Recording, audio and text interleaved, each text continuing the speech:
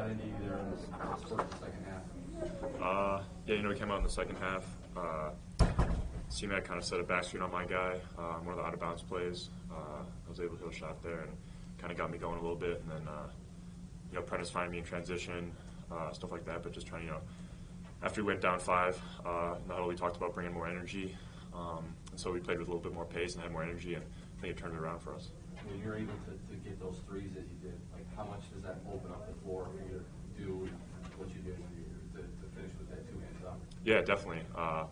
Hitting a couple threes definitely, makes the defender step out a little harder on their closeout. That's what I saw, and then kind of went around him for the 2-hand slam. So.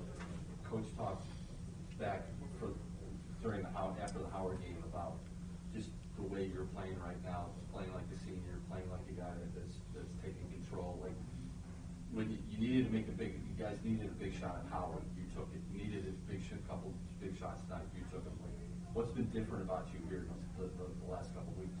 Yeah, definitely. Being aggressive when I have my opportunities, when I have my looks, but just trying to stay aggressive. Yeah. I guess along those lines, Nate, you seem not just aggressive, but even more assertive, more authoritative in going to the rack in the last few games. Is it a mindset? Do you feel physically better than you did a couple of weeks ago, or what is it? I definitely think a little bit of both, but definitely a mindset. I talked with Coach Humphrey about trying to drive the ball a little more and getting to the free throw line. Getting some easy looks there, but just getting myself going by driving to the rim. Being more aggressive and having that mindset for sure. When you're doing that and it's elevating not just your play, how do you see it impacting the rest of your teammates' play as well? Yeah, definitely. I think a lot of times when we have guys coming off curl screens or I'm picking and popping, the hard showing, closing out hard on me, being able to put on the deck and get to the hoop is definitely something that helps me stay aggressive within the game. But yeah, just keep being aggressive and looking to get to the foul line to get myself going. Dane, was that 3-pointer taken from 6 to 9 in the corner on the deep once it was basically drawn up once you guys broke the press to let him pull out and find yourself find an over shooter? I wouldn't say it was drawn up, but just kind of, it's Blake making play. He's been obviously really good. He didn't shoot as well as he wanted to today, but it was a big time play at the end of the game, and found me in the open corner. I was able to knock down. Dane, speaking of your 3-pointers tonight, a couple of them, the first few, kind of looked like they went basically as close as you can get to making them, and then popped out. Confidence drop at all after that, or was it you keep shooting until you make it? Yeah, obviously you want to see every one of them go in, but like Nate said, just staying aggressive, and obviously over the course of the game you're going to get your looks, and you can't shy away from those opportunities, and I knew that, and I knew I had to take my looks when I had them, and I was fortunate enough to make a few as the game went on. Dave, how do you guys? You've got 3 games at home. How do you play? Just thinking about tonight and not worrying about what might happen Saturday or what's coming on Monday, and just be like, you got to just get this one. Let's start with one, and then we'll go from there. Yeah, Coach Brady talks about it all the time. It's just having one game at a time mindset.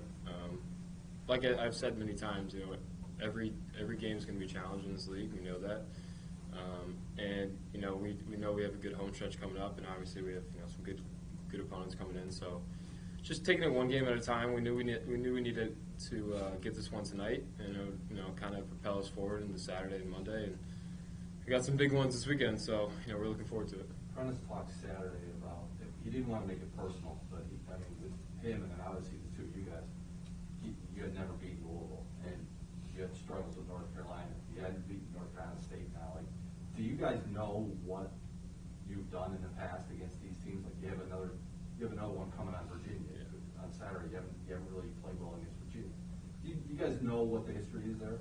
Yeah, I think we have a pretty good feel of it. Obviously, over the course of our 4 years, we've had a few of those games, and we know we've never beaten Virginia, so we know it's going to be a good opponent, and we're looking forward towards the challenge.